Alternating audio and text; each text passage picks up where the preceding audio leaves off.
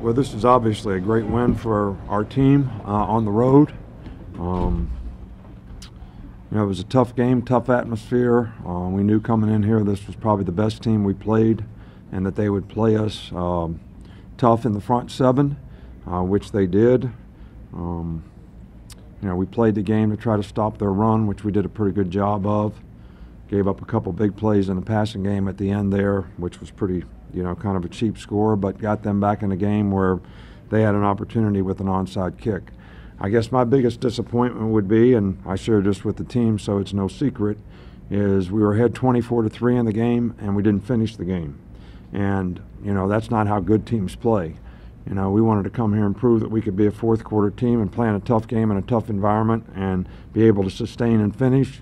We took the second half kickoff and went down and scored and got ahead 24-3. We fumbled the ball. We got a couple penalties that gave them first downs on defense, gave them big plays, shanked the punt, gave up a big play in prevent at the end of the game, which makes the onside kick a play in the game. So a lot of things to learn, from this.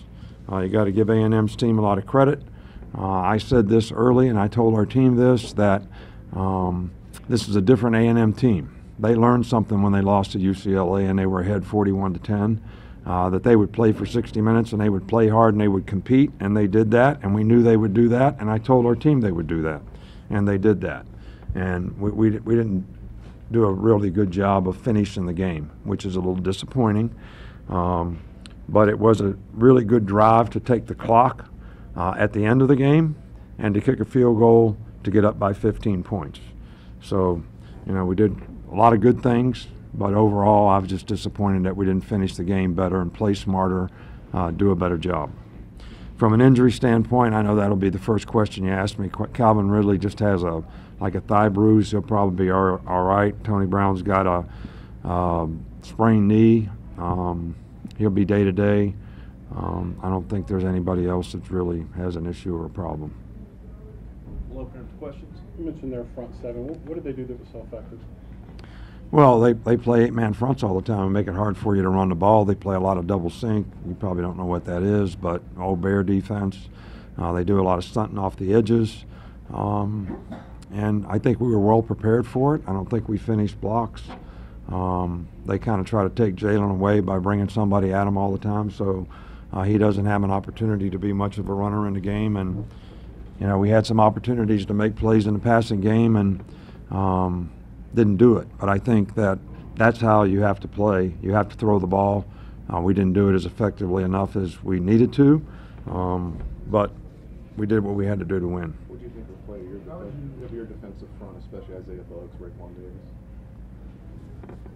You know what? I don't know if I'm getting old or what, but there's a lot of people in this room. Can you speak up? Sure. What did you think of the play of your defensive front, especially Raekwon Davis, Isaiah Buggs, Deshaun? Well, I thought we did a good job. We wanted to stop the run. Their two backs are the best, backs that we played against, I think, in tandem. I think we did a really good job of that. Raekwon had to play more now with Deshaun hand out because we had to move Buggs back to end, and those two guys usually rotate. So we had a lot of guys that got opportunities to play out there and did a good job today. One of the things that we didn't do a very good job of is finishing on the quarterback. He made 2 touchdowns on scramble plays where we should have had the guy sacked and weren't able to finish. So that's something that we definitely need to do a better job of. But I thought Raekwon did a really good job today. Please speak up on your questions, guys. Tough to hear out here. Mika Fitzpatrick, if you could comment on the interception, of course, recovered the onside kick as well. If you could comment on his play there. Well, Minka has been an outstanding performer for us all year, makes a lot of plays, does a really good job. The interception was big. We weren't able to move it out of there, so we didn't really change the field position. And the onside kick in the end, he actually should have went down. The only way we can lose the game is if he fumbles the ball running with it. So I think, he knows that, and he'll learn from it. Questions?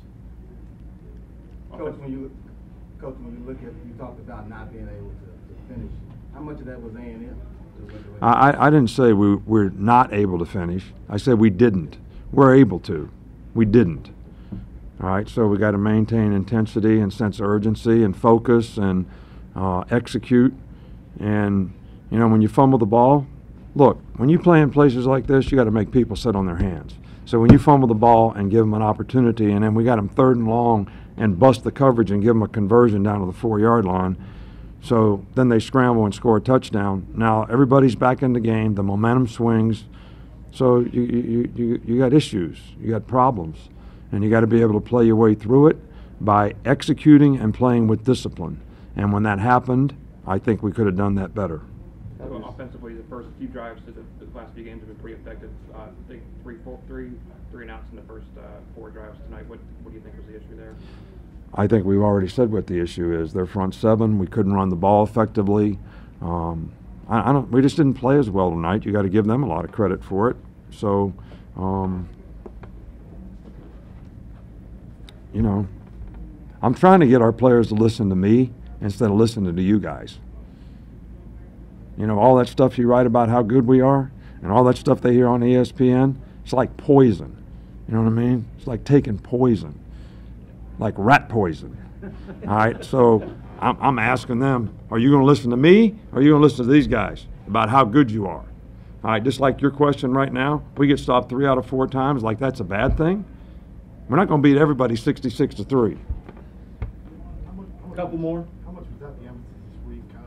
I'm sorry? How much was that the emphasis this week, downplaying some of the lopsided scores recently to show your team what A&M is capable of? Well, I did the best I could, and I think we played fairly well in the game to 24-3. All right, and then I don't think we finished the game like we need to. And we made some huge defensive stops, or this game could have turned out differently. And so, you know, but there's a lot to learn, man. There's a lot we can learn from. All right, we got a lot that we can get better. There's a lot that we can do. Sometimes when bad things happen, people actually respond better than when good things happen. So we're kind of looking forward to seeing how our players respond to this. We got to get some guys healthy. I mean, we don't have Diggs out there to put in the game. Tony Brown goes in a corner, he gets hurt. You know, Shaheem Carter's actually the 3rd star playing in the game. We make a mistake in coverage on 3rd and long and give them the ball on the 4-yard line. All right, these things matter. They add up. The cumulative effect of the experience that the players have that you lose is sometimes a problem. So when we have a chance to prepare them all week, they have a better chance to do better. I have confidence in the players, but I just like to be able to prepare them a little bit better.